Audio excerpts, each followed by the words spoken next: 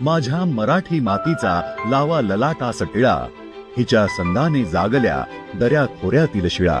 या काव्य पंक्तींमधून आपल्या माय मराठीचे संस्कार रुजवणारे प्रतिभावंत साहित्यिक कवी श्रेष्ठ कुसुमाग्रज यांच्या मराठी साहित्यातील अतुलनीय योगदानाबद्दल त्यांचा जन्मदिवस आपण मराठी भाषा गौरव दिन म्हणून साजरा करतो.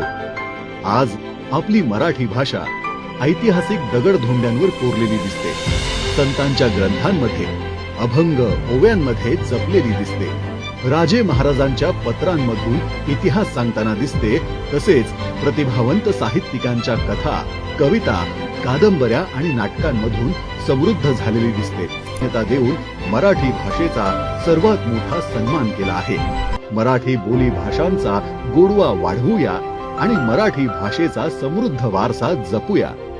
कारण आपली मराठी भाषा ही केवळ एक संवादाचं माध्यम नसून आपल्या महाराष्ट्राच्या संस्कृतीची आणि अस्मितेची खरी ओळख आहे.